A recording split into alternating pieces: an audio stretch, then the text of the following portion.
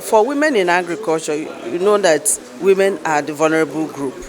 There are huge gender disparities in the agricultural sector because women are actually feeding the nation, but their access base is low. So the trust is to ensure an increase in available agricultural assets in terms of access to make sure that they are empowered and of course enhance food security.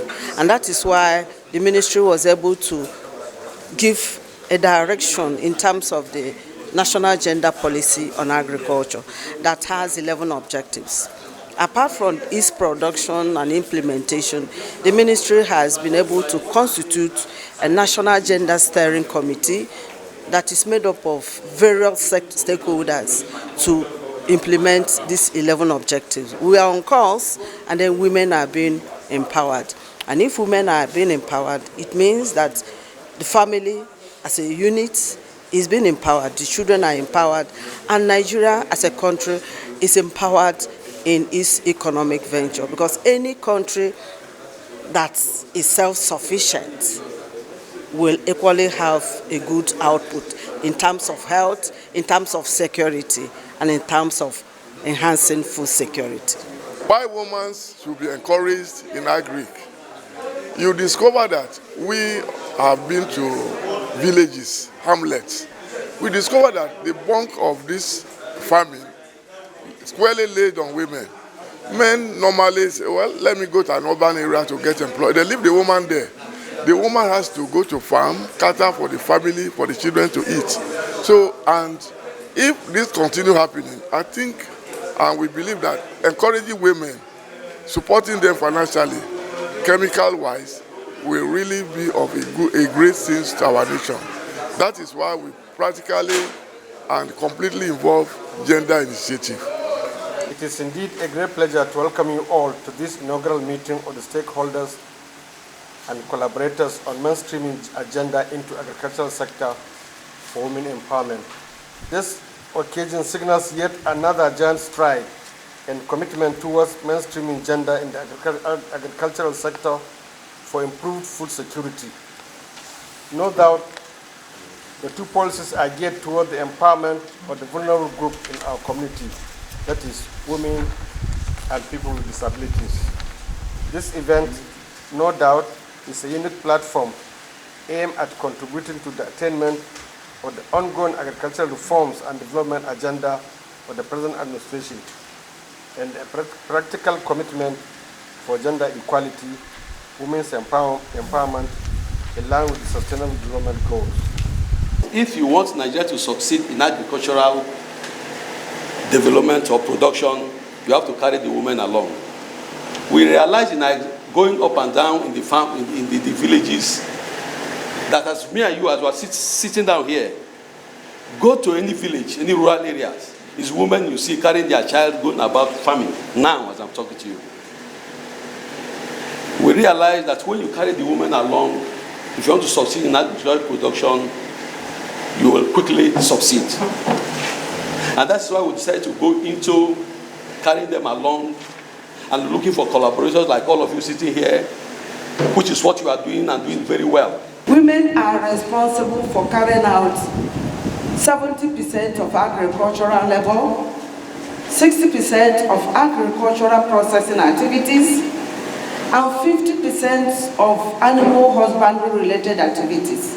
Yet, this segment of the society that are feeding the nation have access to less than 20% of agricultural input. This is actually not good for the women.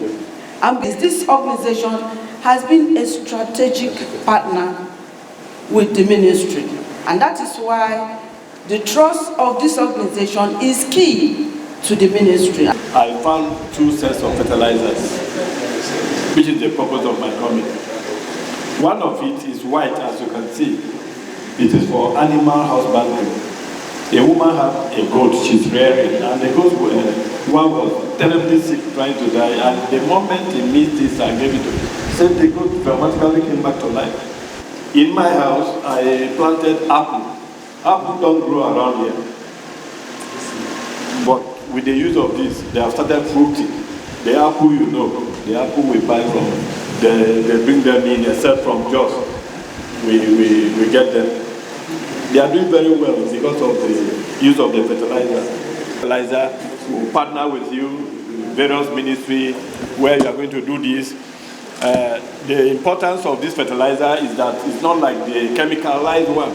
It works better than them.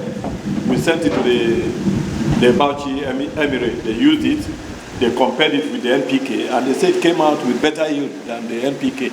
Mine is strictly on investigation of gender cases, and it's a new development for us now to shift to the agricultural space, because naturally women actually constitute a huge portion of farmers all over Nigeria, and with that we can hear from newspapers and television stories of how women are being molested, raped, harassed, vandalized in their various farms.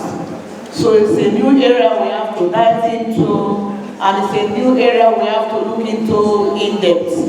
So I'm assuring the organization that we are willing to partner with you.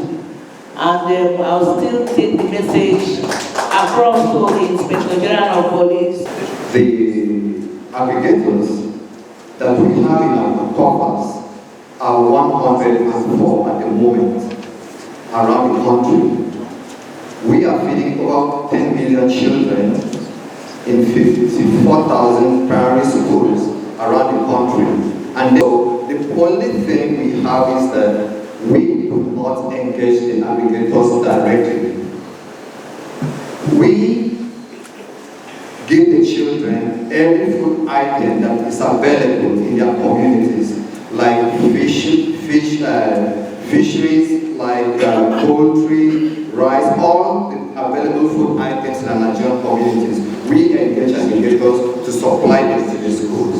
But our aggregators, because the president has given us a go-ahead to increase the number of children we are feeding with 5 million children more. So that means we need more aggregators.